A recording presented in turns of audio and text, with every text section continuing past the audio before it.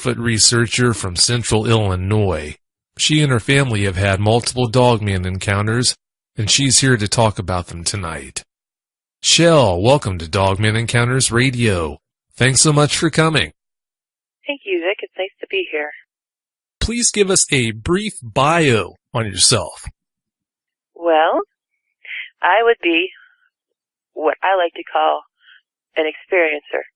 Okay, a lot of people would label people that have extensive knowledge of some of the things I've been exposed to, researcher, and I got into that, but beginnings were all experiencer because my parents bought a home. I was 5 years old when we moved there, and we had no clue that Bigfoot was even in Illinois. However, it was something that it was on our radar because my dad was from Arkansas, my mom from Missouri, so we knew of the existence, but I would have never dreamed they would be in Illinois. So a lot of my encounters all through my life were, what is that? And things that my parents were experiencing going, OMG. And it wasn't until my dad got sick and I ended up in a divorce that I moved back home with my mom and dad to help take care of him before he passed just under a decade ago, that I realized, okay, whatever it is out there, I can't leave my mom alone because I'm an oldest child and my brother's in another state. There's only two of us. So I was determined to figure it out before I moved on my way and continued with my life after my dad passed, that I'm going to figure out what's tearing my mom and dad's roof up that they got to replace the roof every 5 years. What's knocking down the trees in the backyard and, all this stuff. So that's when it switched from experiencer to researcher. So I've been researching actively 100% of my time, Bigfoot, Sasquatch, whatever you want to put the name on it. Everybody's got their own name. Now for about 8 years. So in doing so, a lot of the time I was so hardcore in my research and so hard on myself at debunking my own self, I guess I become a perfectionist in there. So even when I would get a photo, I would have to have the comparison photo taken the next day. At the same time, if the next day was different kind of weather, I'd do it just the day after. So I become a perfectionist with evidences. And unfortunately, to mingle and talk to people that have these same experiences, once I realized it was Bigfoot, it led me to the internet.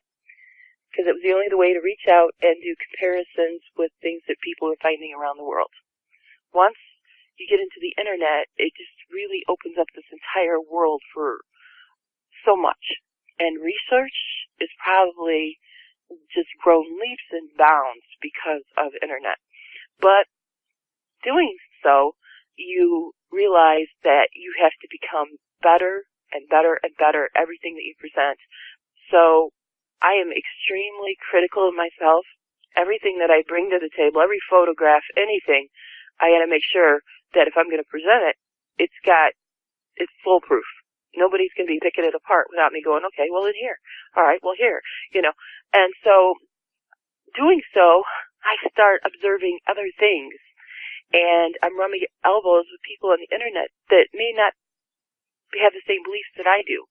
And unfortunately, I'm accepting of that because it is, when you talk paranormal things, and unfortunately Bigfoot falls into paranormal, it falls into animal, it falls into primate, it falls into hominology. I mean, it just kind of falls into everything. And you rub elbows with people that are into other experiences along with Bigfoot. And that's what's happening, because you're out there in the night all night long, all of a sudden there's other things in your way. So I keep a very open mind and yet stay skeptical. And there was these people talking about the dog creature, the dog man.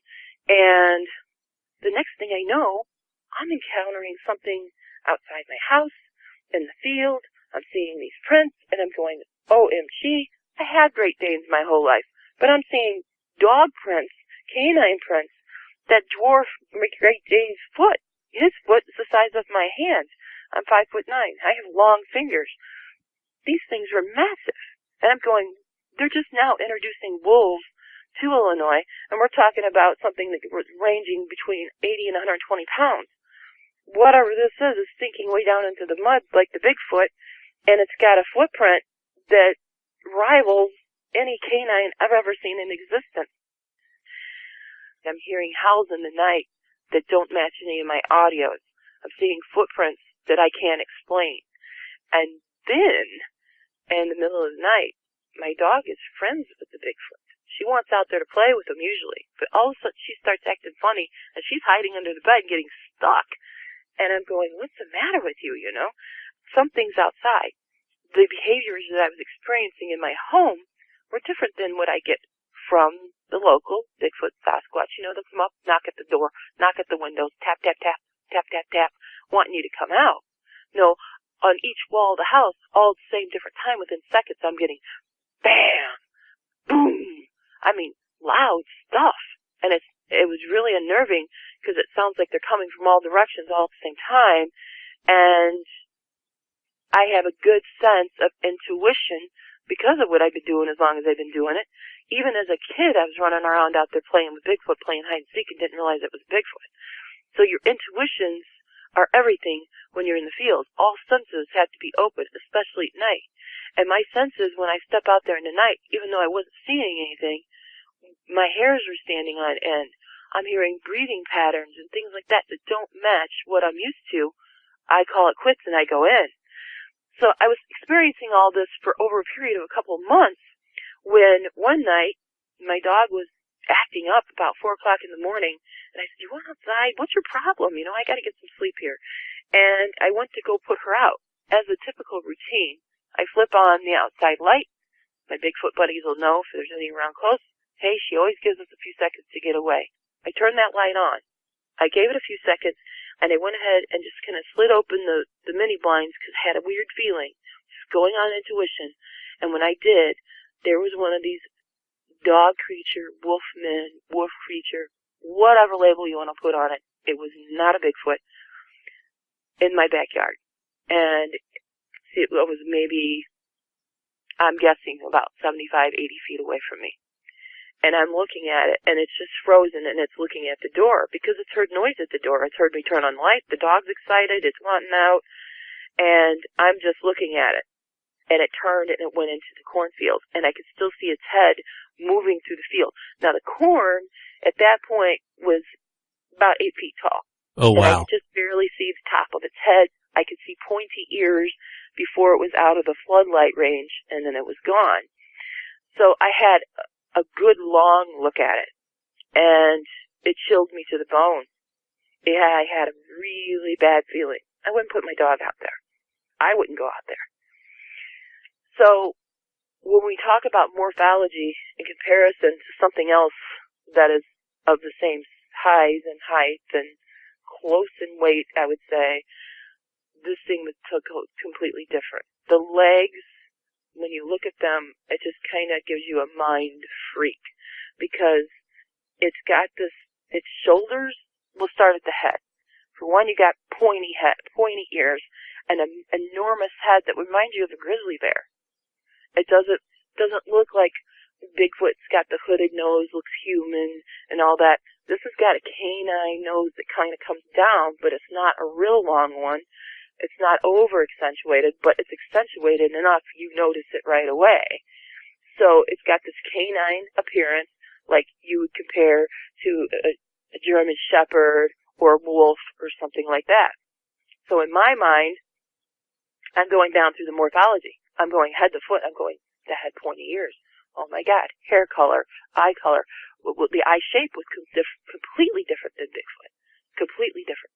And it seemed to have, now, if you talk to people about Bigfoot, being that my specialty, they are capable of eye shine and eye glow.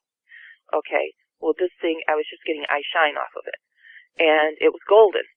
And watching it walk away, its posture, rise and fall, it had none. It was more of a lumber because of the way their legs are constructed. And I, after seeing them a couple times, realizing this. At the time, I'm seeing it swaying side to side as it's walking away, and the corn is moving side to side with it. seeing its shoulders as it turned. It had shoulders and accentuated deltoid muscles on its shoulders, which I don't know if everybody knows people terms, but that would be when you have Arnold Schwarzenegger and the widest part of his body from shoulder to shoulder. Those muscles, those calf muscles that look like a football player, those things were accentuated, okay, if you will. And there was no neck, like Bigfoot has no neck. This thing had no neck. It's all head. Where Bigfoot has a small head and have really wide shoulders, and they look like a linebacker with a little bell on their head because their chin sits down in the middle of their chest. This is completely opposite to that. This is, oh my God, all I seen was head with a smaller body attached to it, but yet it was still enormous. So the head reminds me of a grizzly bear. It's just huge with these really pointy ears sticking up the top of its head. And the posture, when it was stopped in motion and just looking at the door, I'm seeing shoulders squared up at me. So the shoulders are completely square. There's no trapezius muscles. It's all head. It's got a muzzle. It's looking at me with these golden eyes that are much smaller than what Bigfoot's eyes would have appeared with eye shine or eye glow. And I'm looking at a sunken-in torso, like a dog was standing on its all fours and ready to take off walking. It doesn't have the bulk in that part of the body that a Bigfoot has. Instead, it has more of a barrel-type chest to it that yet you can see rippling muscles. And it's very, very, very creepy. It's very creepy. If you can imagine a dog mixed with a human, I know why they're calling it Dog Man. Put Arnold Schwarzenegger with a big grizzly bear head on it, and then bend his legs to where he looks like a werewolf, and his upper body has to lean way far over like at a 60% grade to maintain the awkwardness of its head size. There you go. That's what I was looking at. These legs, it had the quad muscles in the front of the thigh accentuated, a smaller knee. It dipped back, went back to a pointy, like where our Achilles tendon would be, instead on a dog, you know how it's got the hind leg, and its knee is actually just a little bit above it, sticks way out like 60% of grade once again, comes back, and then you have where it drops down and it would be like the rest of their foot. This thing looked like it had the ability to lean back on that part of its foot and walk if it wanted to, or leap or jump. It was very flexible. The legs bending in different areas, just like a canine, but yet very muscular, look like they could probably leap and jump and stuff like that very well. So that was my first encounter. That is what I experienced. It was completely just all visual with a floodlight right on it, probably 75, 80 feet away. Wow, Shell, if that's not enough to keep you up at night, I don't know what would. Well, it definitely makes me go, ha-ha. And it took me a while to get back out in the field and work at night after experiencing that, seeing that. So I was really uncomfortable. I could see why the Bigfoot were alarmed. I could see why the Bigfoot weren't around when it was showing up. And that was just the beginning. I contacted my research partners and I said, there's something out there I've never seen. You guys need to come down and start spending some nights because you've got to witness this. Well, they started hearing these howls and stuff, and they're like, you're right, that's not the right audio. And they didn't get a visual. It took months of dealing with these things before I had a research partner with me that got to have the encounter like I did, where he got a good full-on look with that thing with floodlights and car lights right on it. And it looked like it was the same one that I had seen. The hair, where you'll see, when you see Bigfoot, usually they've got their hair pretty groomed and they look pretty cool, you know. But this thing didn't seem to care about the way it looked or whatever. There was a lot of mats and stuff in its hair, I noticed. The head seemed more groomy, but the body, it was like clumpy hair. I'm about to ask you a pick'em question, Shell, but answer it the best way you can. After having that good look at that dog man, what do you think was the scariest attribute of its appearance? did I just say all of the above? I could understand. It was just a mind freak I was not ready for, you know. For one, it took me long enough to accept Bigfoots in Illinois, and now I'm looking at this thing too, and I'm going, okay, I thought Bigfoot was the only thing that's out there, and I know there's UFOs, and I know I've got pictures and stuff like that, but another possible hominid mixed with canine was the last thing my mind could even wrap itself around. So everything about what I was seeing in those moments, my adrenalized state was way over the top. And had I been outside there with it, I would probably have been screaming like a little girl trying to get in the house, because it was terrible. It was terrible visuals. The mouth, the head being so large.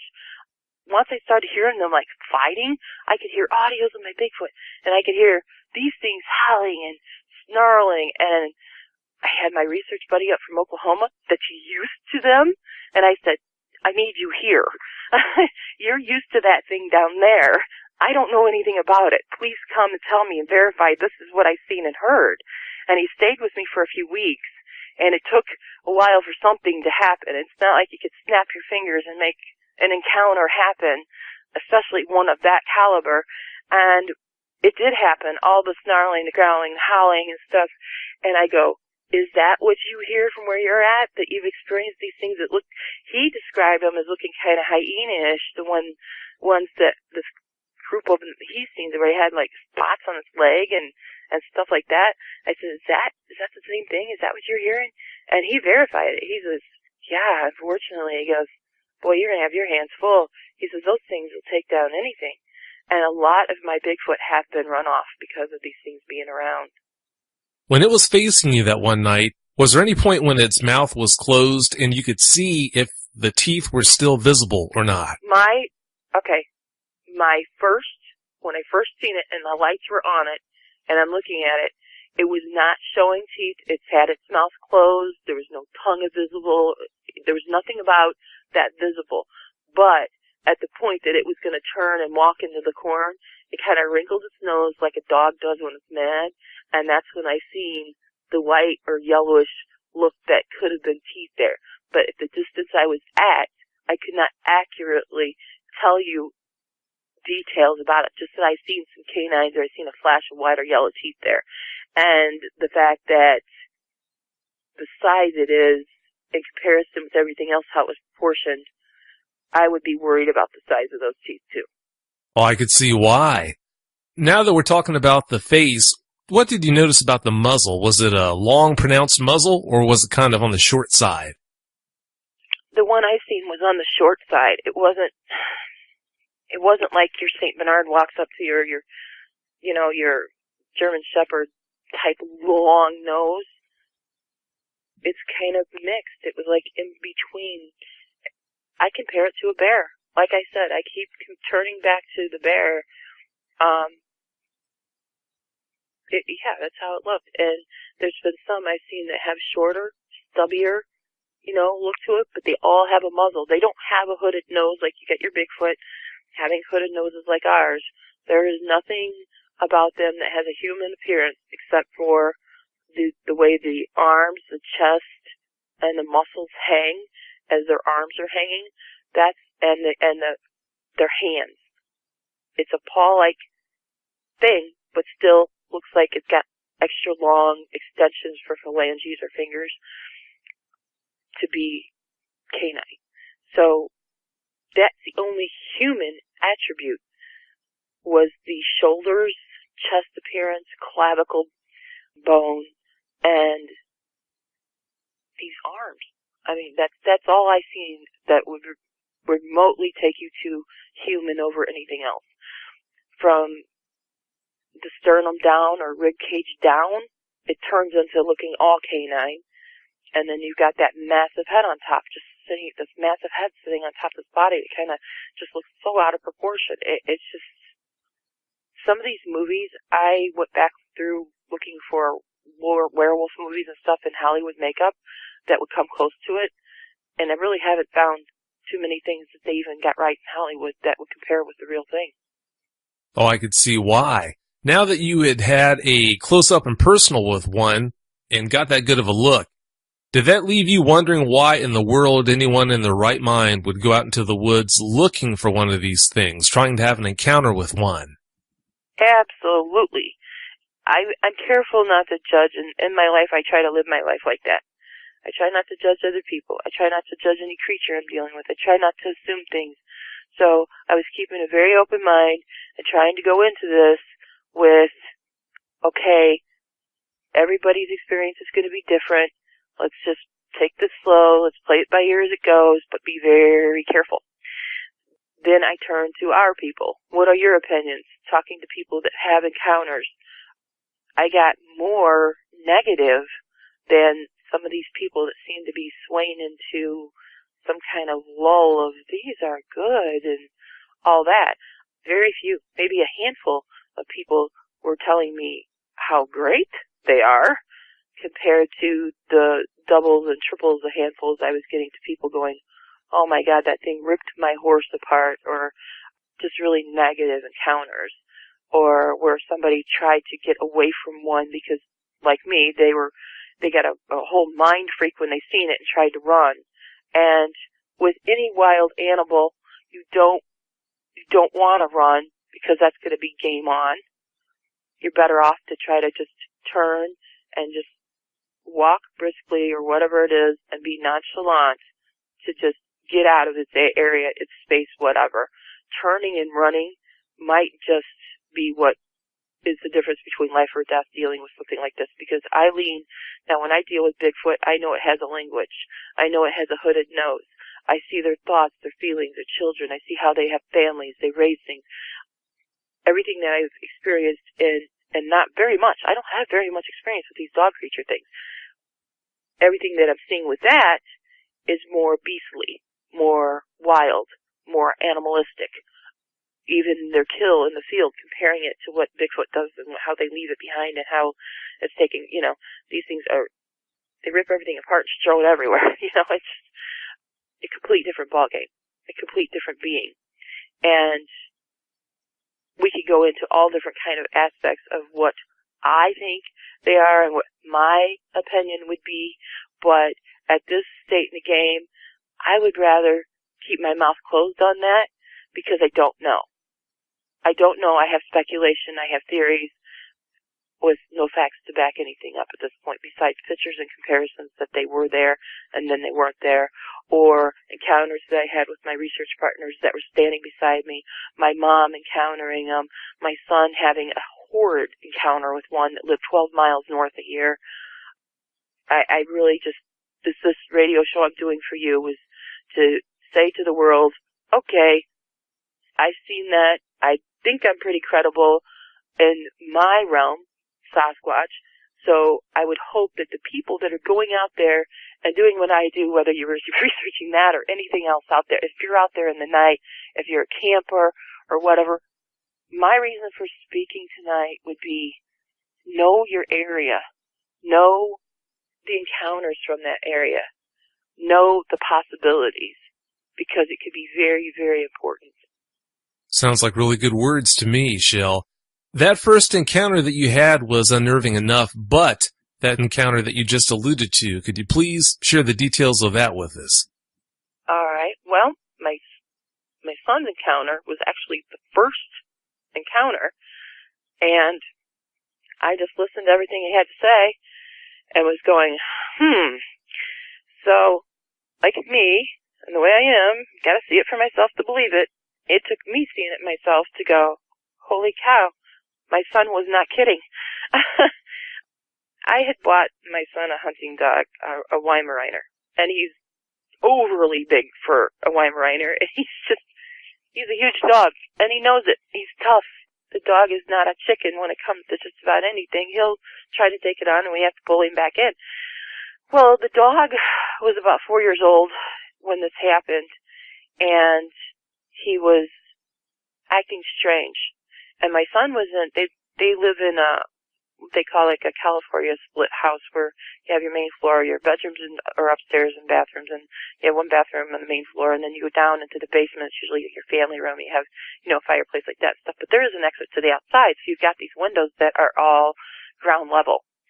And he said dog had followed him downstairs, and he was going over to his computer, and he said the dog goes like a whining noise, like something's wrong with it. And he turned and he looked at the dog, and the dog had its tail between its legs, and he had its head lowered, and he's looking at the windows, and he's looking around like he's lurking. And so my son was keen to that, and so he thought, what's wrong with Nick? And so, he started petting him and trying to chill him out a little bit, and the dog curled up next to his feet instead of going over and laying on the couch. And he noticed that the dog was shivering a little bit. And he thought, is he getting sick or something? So, he's worried about getting on that computer, and he threw down a blanket on him and thought, okay, well, lay there, buddy, and go to sleep or whatever. Well, the dog just, after about 15-20 minutes, rose up just barking and carrying on something horrid. And Bryce calmed him down, and he thought, what is this problem, He's like, come on, buddy, let's go outside. So he took him to the back. The way the house is set up, there's a 20 by 30 patio that comes off the garage that is attached to the house, and it's all one roof. And we have like an airline cable we use at night that would hook him up because he's a big dog, and we don't want him to run off and chase something and get himself hit by a car or whatever. So he gets hooked at night. So my son hooked him on the cable. He said he went off. The dog stepped just off straight in front of him and decided it's going to smell the ground. And right then, to the right, which would have been about 15-20 feet away from my son, he's standing right at the garage door so he could, hop back in the house. It was this time of year. It was getting kind of chilly. So he wasn't going to go out there with his dog. He's just going to stand there and watch him and then bring him back in. When you have Bigfoot around, you also have some that may roam through or whatever, and we're all aware of that. We don't leave our dogs alone. We don't want them to be lunch. So, it's a given thing that if our dogs are outside, we're outside. So he said he stood close to the door. He's in shorts and a shirt. It's kind of chilly out. This thing jumps off the roof of the porch itself, lands on the ground, kind of like both feet it kind of sprung, and this is what I get. I get a phone call. My son, that is very brave, has been playing with Bigfoot since he was 2 years old, going out there playing hide and seek and whatnot, which takes guts. I don't know if you ever stood next to something that's 11 foot tall and hairy and looks more animal than human, but it takes guts to do that. And my son said that the appearance of what he called me, he's breathing heavy, so his adrenaline is up, and he's like, Mom, he goes, I need you. And I'm like, why? I'm in bed. It's 2 a.m. at this point. And he goes, listen. And he took the phone and he put it close to a window. And I hear this ungodly howling. He goes, what is that? And at that point I had no clue. I said, I don't know. He goes, that's not a Bigfoot. And I said, no, that's not a Bigfoot. I said, it sounds kind of like a wolf. But my God, it would have to be right there at the window. And he goes, it's not. He goes, it's out by the shop and the pool. There's an in-ground pool there. It's off, separate from the house and stuff. So he says, it's back in the distance. And I said, wow. And I said, you better stay in. Make sure you keep Nick in. I said, I don't know if wolves have been released yet in the state park area. I know they were talking about it, but it may be a wolf. He goes, no, Mom, you don't understand. He goes, I seen it. And I go, you seen it? I said, okay, so tell me, what did you see? And he's so like me, had such a mind freak that he was silent but breathing hard, and he's going, I don't know, I've never seen anything like it. And I go, well, describe it to me. And he says, I heard the thud. He goes, now, they have a mercury light, that you find on a farm, lit up. We had everything lit up. And he said, when I hear this thud, he goes, I jerked my head to the right. He goes, I see these rubbery canine-looking legs that just kind of bit and then stood back up. He goes, I seen it, like I said, rock from side to side as it walked. He goes, is walking towards Nick. And he says, when it did that, it got further away from where the roof line was and became visible to him. And he described to you identically what I described to you, what I had already seen. His description were red eyes, though. He was seeing red eye shine. The dog bolted through Bryce and the garage door, and Bryce, just leaving him on the chain and everything, slammed the door shut, locked it, then unhooked the dog. The dog ran, immediately went to its cage. You know, we always leave the cage door open and it'll sleep, and sometimes when we weren't home, we'd have to leave him in. But it's like a giant 6 foot cage built for Great Danes. So he run in his cage, curled up in a ball, and was just shivering. And Bryce said this thing started howling, and that's when he called me. So in his terrified state, wanting answers from Mom, at the time my son was younger, he's still in his teenage years, he's around 18, I think it was, he was going, I need you to come here, and me and his dad are going through divorce at the time, and I go, I can't come there, it's the middle of the night. Well, you need to come and figure this out, and you need to get rid of it, or whatever. He's thinking, okay, I can go talk to Bigfoot, I can just go talk to this thing, and I'm like, oh, no. I don't know what that thing is. The best thing to do is just stay in the house, keep Nick in the house. Tomorrow morning, I'll come, we'll look for prints, or whatever. That was the first time I seen a print, and I seen the massive size of it. I could see where the heel or whatever touched the ground as it had jumped down and bounced, but then it went to that. He said when it ran off, it did the lumbering back and forth side to side as it started to walk towards Nick. When Nick, it's a dog, Nick ran in the house. He said at that point, the thing dropped to all four legs, and he watched it run off like a giant wolf. Which leads up to the next encounter. Well, not the very next, because I did have more encounters, but they all the descriptions look the same. The next time I seen one, it was on all fours. And when you see it on all fours, you're going to look and go, that's one massive wolf. It looks 500 pounds. That's a massive wolf. And so I don't know if what I'm seeing is in the adult stage or what, because I don't know enough about them. But I'm telling you, when I seen it on all fours, underneath a street light, looking right at me, because it wanted my dog for lunch that I had with me at that point, and the Bigfoots involved themselves in it. They stepped in front of my dog and prevented that, and then I got my dog in the house. That looked like just a normal wolf, but with once again, this giant-looking head.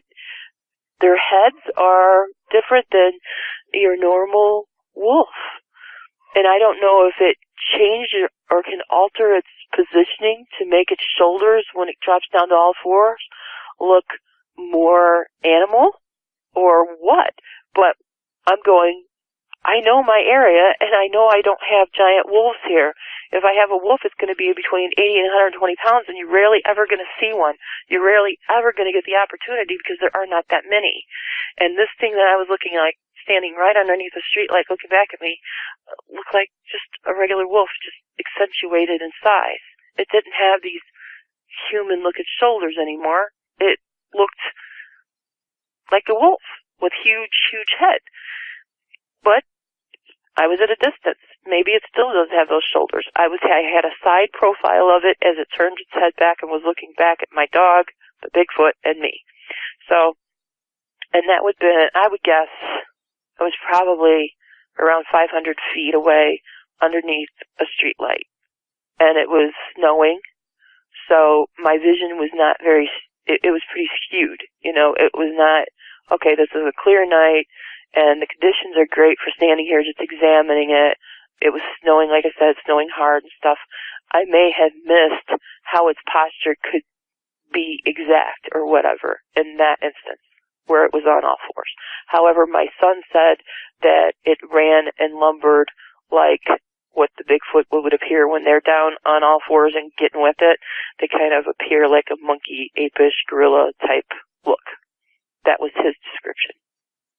That next morning, Shell, after Bryce had that encounter with the one that he saw that went after Nick, his dog, you said you went out and examined the prints and everything. Did you measure them to find out how big they were?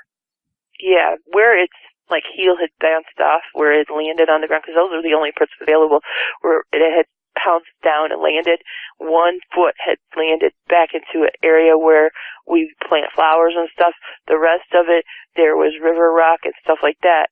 So there were like scratch marks on the cobblestone where its nails may have dug in as it took off and kind of scratched it a little bit, which were 4. There was 4.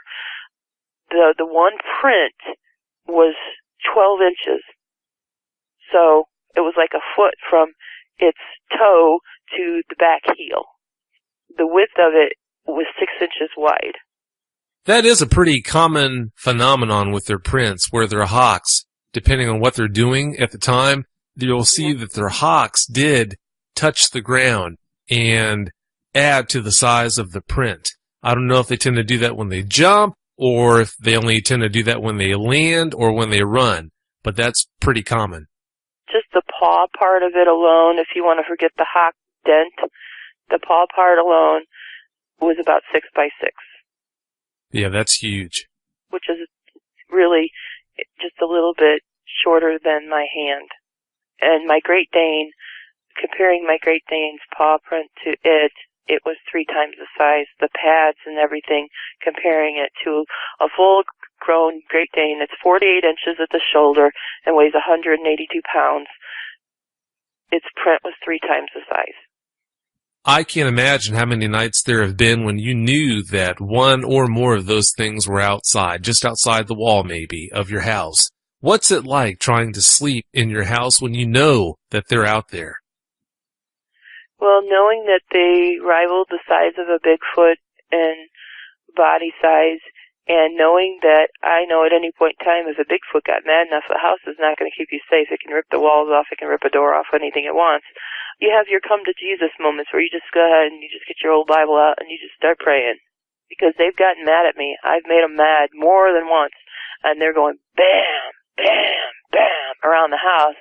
And you're going, oh God, don't let this be the night because I don't want to die this way. And I'm thinking, I hope a Bigfoot's close. I hope a Bigfoot's hearing this. Oh my God, you know. That's what my mind does. That's where my mind goes. But, you know, that's been 2 years ago now. Now they've kind of like, all right, she gets in our area, but she's respectful about it. She doesn't come messing with us at night when we're hunting and following us and trying to get a peek at us and everything else. And when I do encounter them during the daytime, I'm very alert in this area now. When I do have an encounter, it's usually at a distance, I go, we go, and we go quick. So I just try to stay out of their way, try not to make them mad, and the Bigfoot, thank God, are on my team. Yeah, thank goodness. Those are good friends to have. They have intervened, and at one time when my daughter was going to be under attack by one of these things, my daughter, 10 years old, 11 years old at the time, 11, I didn't want to put all these things in her head, okay? My son is 10 years older than her. I seen how it went with the Bigfoot. If they wanted him to know about it, he knew about it. I had no control. I want my daughter's experiences in life to be the same. She knows that I researched it. She doesn't know any details about them. She knows they're out there. She knows what they sounded like, and etc. She's not an expert on it, and I wouldn't want her to be unless it's something that interests her down the road. You try to protect your child. You definitely don't want your child thinking there's something out there that's in the night that's going to tear them apart. Unfortunately, as human society does, we read books that are the big, hairy monster, or the troll living under a bridge. I mean, everything that Bigfoot fits into, that's what we do. We scare our children of that. And what do we know of human or mankind? They kill what they're afraid of. Before they ask questions, they will kill and ask questions later. That's how man does. And so I do my best to raise my children differently than that. Try to understand before you assume anything. So my daughter being armed with that type of knowledge and me not wanting to give her a mind freak and tell her about these dog creatures or whatever and impose on her something that I don't know anything of really yet besides that it's factual. I just tell her, hey, be careful out there. There's been some things running around out there that are not so friendly that might hurt you, so just be aware. Well, she gets the visual. She gets the one-on-one. What does she do? She turns and runs. Okay? Thank God the Bigfoot were looking over that. And it was only one Bigfoot against this thing, and it won. the Bigfoot perished. But it was enough time for my daughter to get to safety. So, with that being said, I had a whole lot of unraveling to do with my daughter and talking to her about, yes, there can be things out there we don't understand, we don't know. You maybe have been walking up towards a young one or something, Cassie. We don't know. We don't know why it would have tried to go after you. Maybe just the animal instinct of it, you turning and running. If it had been a mountain lion, you would have probably got the same reaction. You may have been chased. So, it was just, at that point, okay, just educate her, try to console her, make sure she's aware now that nighttime outside is off limits. If it's formidable enough to dispatch a Sasquatch like that, you can only imagine what it would do to a person. Yeah. Not good. Now, before we get into your mother's encounter, which is creepy enough on its own, do you know of any people in your area, not including your son, of course, or your mother, but do you know of any people in your area who have had encounters with dogmen? I know the local police are talking about the prints and size of it that they're finding down by the creek. And that's just from keeping ears open and eyes open and mouth shut to try and protect the Bigfoot in my local area. I try to do the same because a couple times the Bigfoot have run out in front of somebody. They call the police or whatever. And in this area where I live, central Illinois, it's just not acceptable that Bigfoot's here. And so you can imagine any police department getting those phone calls and everything is going to have the first kind of reaction I did when people were telling me you're dealing with Bigfoot. They got to see it for themselves to even wrap their head around that. So I don't know exactly what they're thinking about these giant canine prints. I think they're thinking that there's some massive wolf that 2 years ago they released wolves in the state park here. But like I said, they're smaller wolves. They're not, something you would find way up north. So I don't know what they're thinking. I really don't. And, they're going to be closed-lipped on anything like that. When I try and pry for information or whatever, it's, they'll change the subject or, how people are. You know what they got to do. They got to protect the public. At one point, because of the Bigfoot getting seen and stuff, they ripped out all the woods and everything close to the city. They rerouted septic systems so that the creek and stuff could be filled and then not use this one creek access area that was coming into the little city. We live in a town that's got about 1,000 people in it, and the closest nearest town to us is the same size to the south 4 miles. Then if you go north, you get to a big metropolis area, it's going to be 12 miles. So we're very remote here, and you have hunters that have come back with some pretty wild stories. They talk about the Bigfoot. And so people that are locals, that are farmers, they're out there hunting and stuff, when they come back and tell the cops, then the cops take it serious. If you're somebody, what I'm meaning by somebody in the local town, it's, do you have a big fat pocket and can you walk right over to John Deere and buy any combine you want? That's what I'm saying. And those are the people they listen to. Because of their apathy, someone's going to get killed. Exactly. A lot of dogs, cats, had just been, ever since those things have arrived, you're just driving down our little streets, and really there's only 3 main roads in town, and then like 3 or 4 side streets. On the telephone poles, we are seeing tons of photographs of my dog is missing, this is the picture, please call, here's his name, all that. Cats, you name it. Just where my mom lives, which she's on the edge of town. Since then, I moved right into the middle of town because I was hoping that maybe I'd get more peace and sleep at night when I don't want to research, but that didn't happen. Over there, just about everybody on her street, she's a dead-end road, kind of extends outward from the city.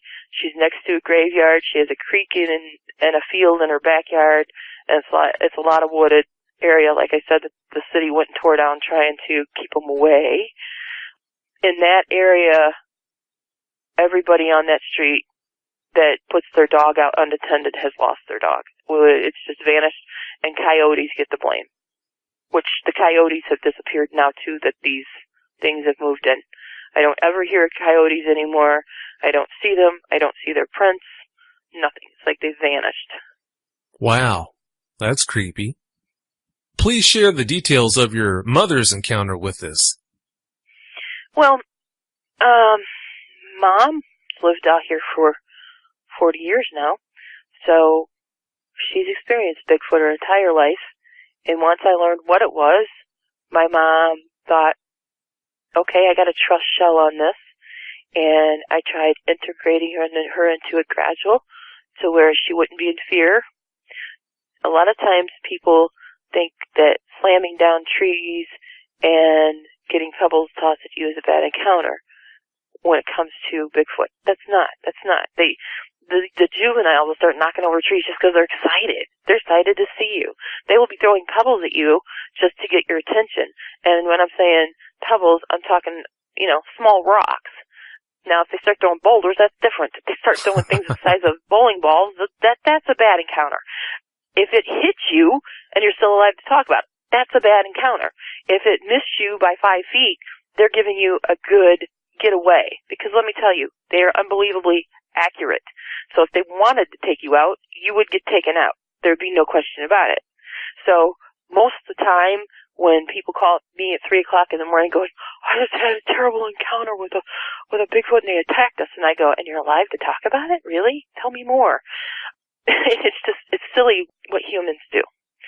So my mom is pretty versed in the adrenalized states of being able to go, okay, that's a young one. He's just, doing what they do. So she has gotten toughened up to it to the point that I felt comfortable after having her witness with me along with the research, her being in the field with me, that she can sit over there in that big house by herself, lock the doors, and know she's safe at night. Doesn't matter how much noise they make on the roof or whatever. Well, she calls me. This was right after the snow event where it was snowing and to try to get my dog and the Bigfoot intervened. And so up until this point, what have we experienced? My son had seen one. I had seen it 2 or 3 times standing on its feet, once in a snowstorm on all fours. So I had known enough by that time to tell my mom that be aware of your surroundings. If you're going to go take your dog out, you do it right off the back porch. You put every floodlight on available, and you wait a little while before you go out. Make a lot of noise when you do. Try to protect her in that way, and she trusts me because she realizes now that, okay, all that scary stuff was really not that scary. That's just how the personalities are of Bigfoot. So she was cool. So if she hears a bunch of bump and noise and stuff like that, it was not something that's going to set her off.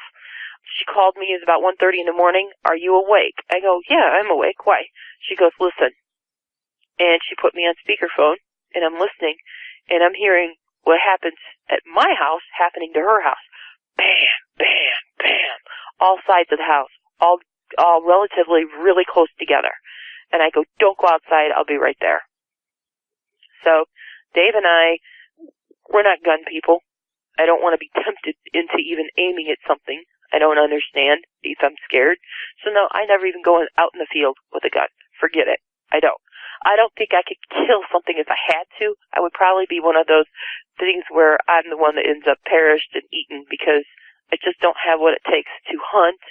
I hit a deer one time. It was the worst thing in my life I ever experienced because I had to hold the wheel straight and not turn because it was my life and my kid's life and my mom's life or mine over that deer. And I chose the deer. So I'm a very, very strict person when it comes to taking life of any form. So all we did was arm ourselves with a couple heavy axe handles, and me and Dave went over. And I had instructed her to put all the floodlights on the house, and she had everything lit up. And we went over there, we looked around, we didn't see anything but prints.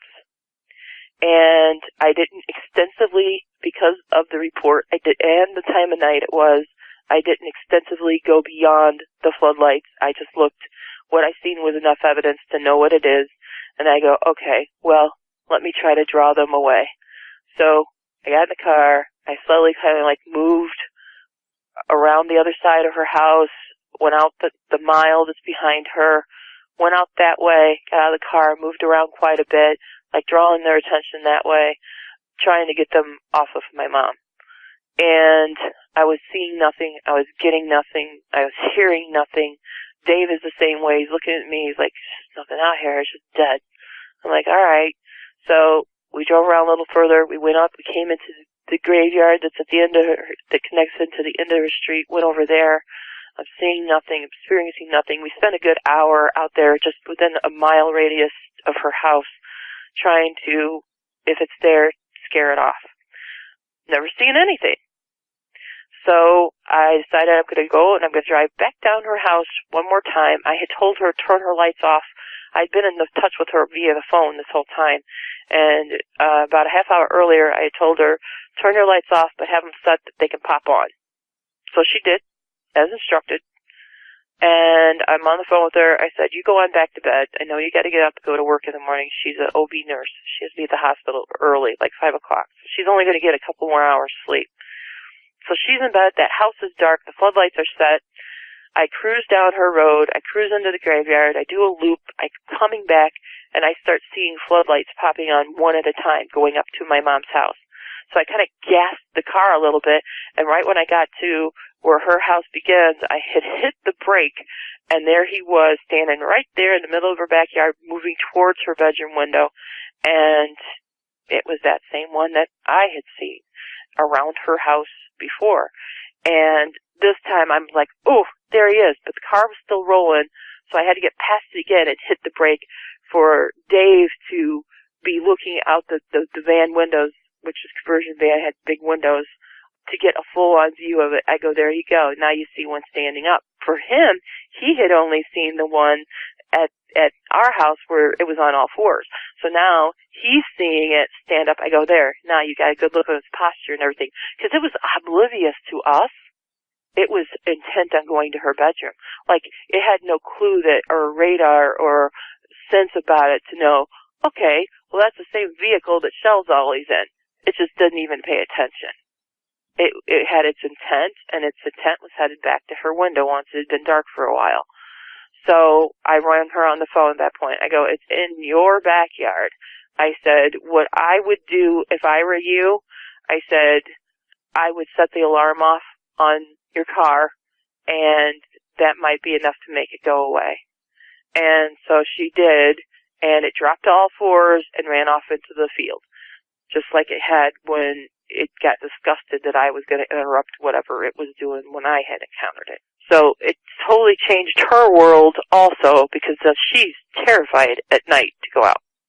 Well, I can't say I'll blame her. That bit of advice you gave her was really good advice. They definitely don't seem to like loud noises. An air horn like people like boaters take out, I recommend having that. I would treat it the same as I would a bear. Uh-huh. I would treat it identical as to what I would a wild animal. When you come across it, have something that's loud like that, air horn, something like that. What do we know of our own house domestic dogs? Extremely sensitive ears. What happens when your fire alarm goes off and you've made your kitchen all smoky when you're cooking? The dog is just like going nuts, you know? So that's what we do around here. If we got them running around and they're pounding and howling and stuff like that one my son encountered, it came back every night for 3 nights howling. And consequently enough, this is just really weird and creepy, it was a full moon. It just seemed so werewolfish. But those are all mystical tales and stuff, you know, and you can't let your mind go there. But when all that howling and stuff was going on, it was a full moon, and it is so creepy. And my instructions to him were the same. They have a house alarm, and I said, set off, well, it's actually the garage alarm, because the ex-husband has lots of muscle cars and stuff like that. And I was like, make as much noise as you can, scare it off. That was really good advice you gave her. I picked up on that tip about the air horns from David Kyleman. When I heard that, I thought, you know what, that sounds like a really good idea. In reference to Bigfoot, or reference to Dogman, what was he in reference to using the air horn or something? That's in reference to Dogman. He's a researcher in Michigan, and he was the one that recommended taking that air horn out as self-defense. And when I heard that, I thought, you know what, great idea. It is good, because that's what I use. You never know when you have to pull it out. It's just that, okay, so now that I have, you know, I've done extensive research here at home on my home clan as far as Bigfoot goes, and now that I know that they're around, I take my research elsewhere if I'm going to be out in the night. I'll stick to my house, Or if I'm out and I just want to go out and experience what the Bigfoot are doing, where they're hunting and all that kind of stuff, right there at my car, close to my car, and I give it a lot as a practice. Even early on researching Bigfoot, you move slow. Everything you do, you need to be routine. You need to be predictable to do this and do it in a respectful way. So when I show up in an area, my car arrives, I turn it off. The headlights go to parking lights whenever I pull in when I'm going to get to their area because it does hurt their eyes. So that's another combat you can use against these things. If you are close to a car and it's on your whatever, flood the lights, or your house, flood the lights. They don't seem to like them, but their eyes will adjust to them once you got them on. So you're going to have to go further, and noise seems to be the best combat, just like he said. I don't know who this guy is in Michigan you just mentioned, but I'll ask you his name again later. You can give me an email or something to get me in touch with him, because I would like to compare and just learn more of information I have compared to his information, or vice versa. Sure. His name is David Kyleman, and like you said, I will send his name to you later on for your records. There are other researchers, too, that I could help you to network with if you'd like.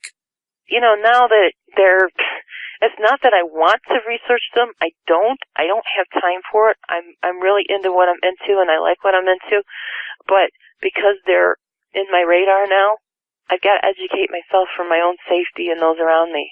Oh, sure. Yeah, you've got to protect yourself. Do all that you can. And that's really why I came on the show.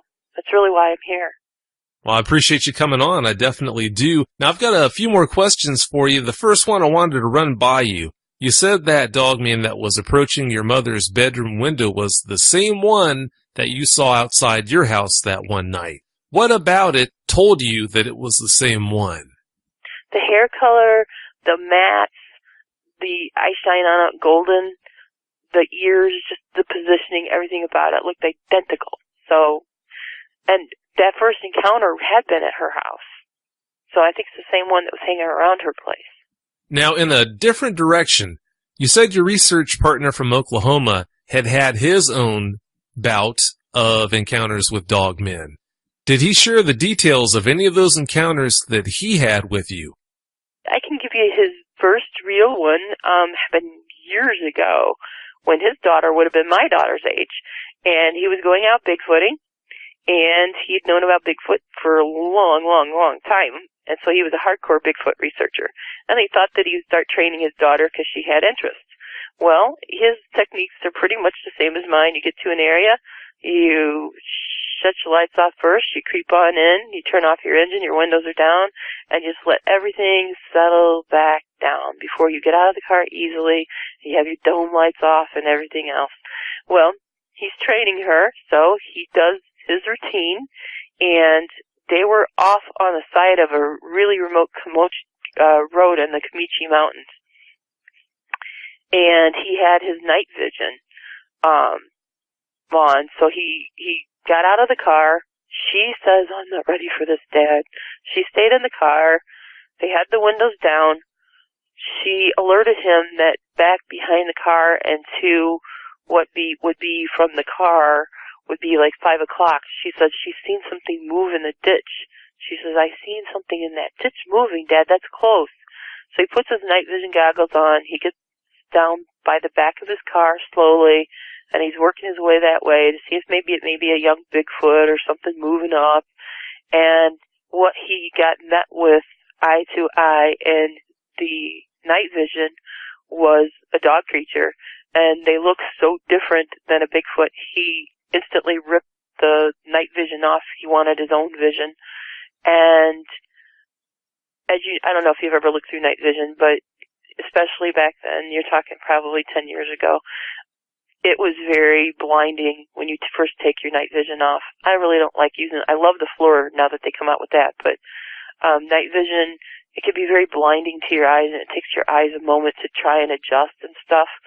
So what he witnessed through the night vision was how I've described its arms and everything with these deltoid muscles. It was down in like a deeper ditch.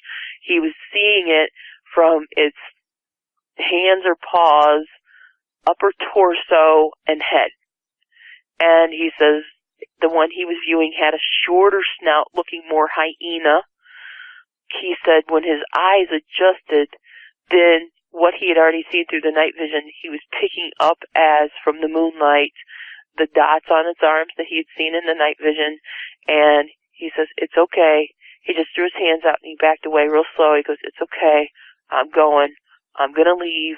I'm getting out of your area. And he's taking one step at a time, backing up to his car door.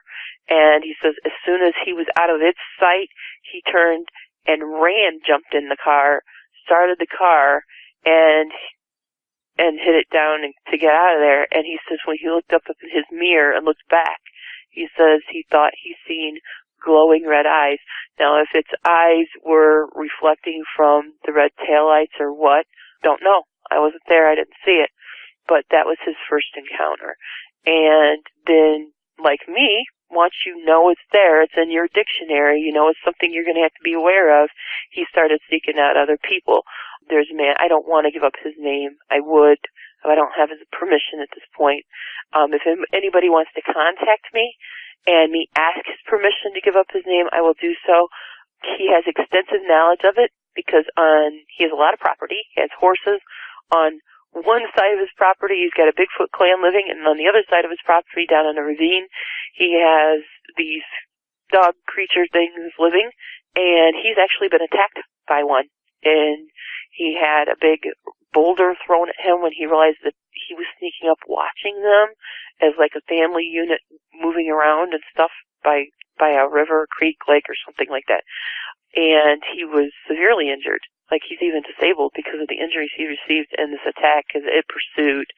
And it didn't kill him, even though it could have killed him.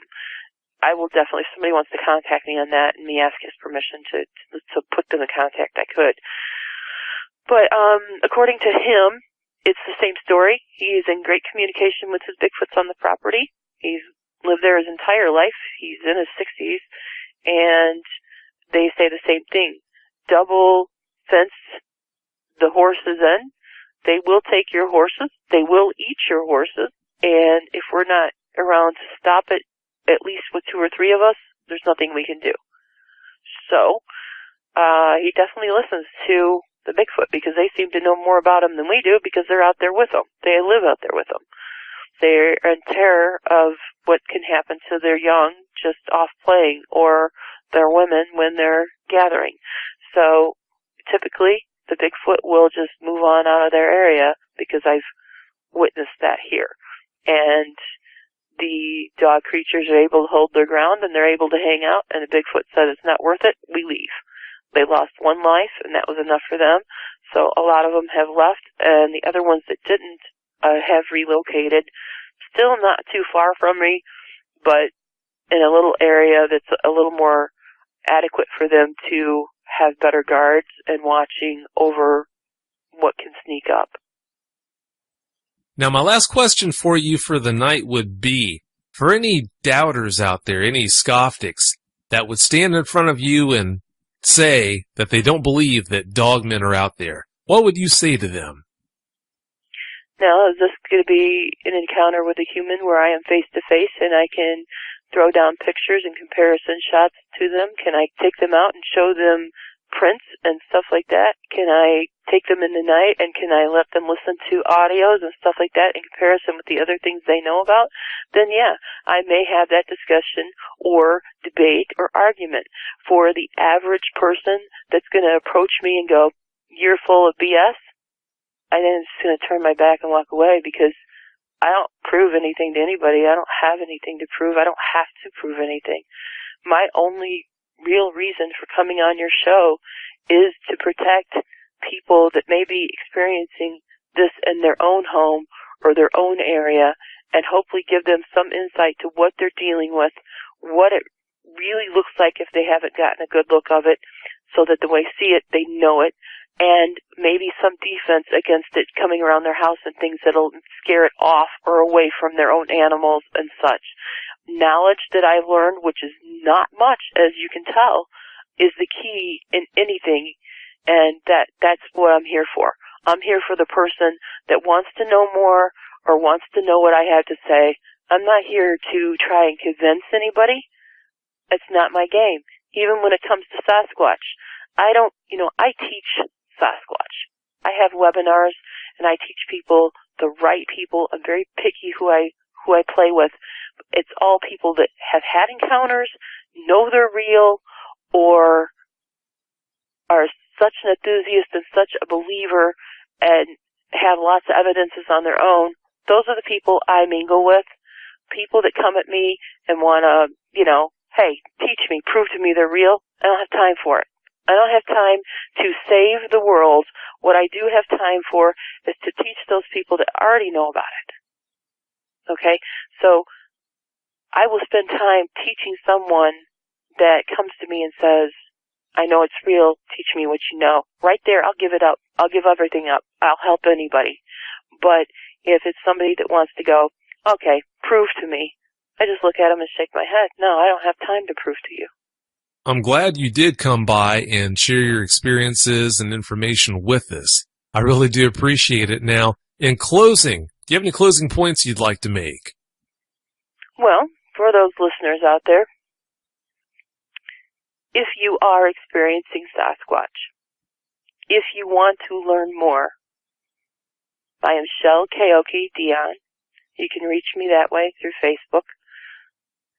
We have tree peekers that we teach people about Sasquatch, how to locate them, what the structures mean, what all the different colors of the eye glow mean, eye shine that they have, all their attributes, all their possibilities. It's a whole curriculum that's set up to get you through your adrenalized states, and this can help people that's had bad encounters, because one of my best students that is actually now coaching with us came from a terrifying ordeal that he wanted to work past it, so he was not going to be afraid to even ride his motorcycle at night after this. So there are techniques that we have that help people get through all of that, understand the culture, that we go into spirituality with them, what they believe, how this world is created, all that kind of stuff, so that when you're mingling with them, you have a whole respect there, a whole respectful approach and everything. And then if you start communicating with them, advanced contact, helping you learn with languages and things that you're going to come across, their protocols, all that kind of thing. And that's Tree Peekers. And we do have a website. I've got it under construction right now. It's www.treepeekers.net. My partner is Freeman Young. We own Tree Peekers together, and we teach together 50-50. You get one of us, you get us both. As far as teaching you about the other creatures out there, no. We will make you aware of them, teach you what we know to protect yourself and keep yourself protected from it. But our specialty is Sasquatch. Shell, I can't thank you enough for coming on and sharing all that information and the experiences with us. I really do appreciate it. I was happy to do it. Hopefully I can make somebody's life out there when it comes to bedtime a little more quality. I know it's hard to sleep at night when you got things that are keeping you awake all night. And it's hard to go out to your car at these hours of the winter when it's darker when you get home and darker when you get in your car. Some little things that can help them. Maybe if they're living in remote areas, feel a little safer, if they know they got these things around them. And once again, you can contact me, Shell Kaoki, Kaoke, Dion, Dion, via the Facebook, or get in touch with Vic, and I will help you in any way I can. Any way I can, because I've lived this stuff, so that's why I call myself an experiencer. I've experienced this stuff, and I'm willing to help anybody out there any way I can, because it's better to try and understand something you don't understand than to take other methods or other routes that may hurt other animals out there. If you're living in a state that you can be trapping things and setting up bear traps and stuff like that, I would rather not see that happen, because there's so many other innocent things out there that would suffer or perish. I would hate to see people start arming themselves with weapons and stuff like that and have accidents in their homes with children and whatnot. Just here, little kids, please be careful of this. I want to say this too, if I may, just take it a little longer, Vic, here. Sure. If you have kids, because I've raised 3 kids, okay, and I've raised them around Bigfoot, because I grew up around Bigfoot. Try not to be the power of suggestion. Try not to talk in the range of where they're listening. Because the topic alone, the size, the capacity, is enough to put fear instead of question in the mind. And I think that if we start teaching our children younger to question things before judging things, as a whole society, we would have a better world. Not just because our world's bleeding over into another world here and that there's other things that we're coming in contact with, but with each other. Assumption is probably one of the worst words in English language. So, educate first. When you have children, don't power or suggest them until you're forced to. Let them experience, do it safely. If it's the dog man that you're encountering, it's a negative thing. And that's where you need to educate. If you're going to go out for a walk in the woods, don't keep your child from being able to explore or do what they normally do, but educate them instead. Shell, thanks again so much for coming on, and thanks again for doing what you do. Thank you. I really do appreciate it. And don't be a stranger, okay? Never. And if I can help in any way, like I said, or you, Vic, if I can help in any way, I'm always here. Well, I appreciate it. Well, have yourself a great night. You too. Thanks for having me. Thank you. Bye-bye.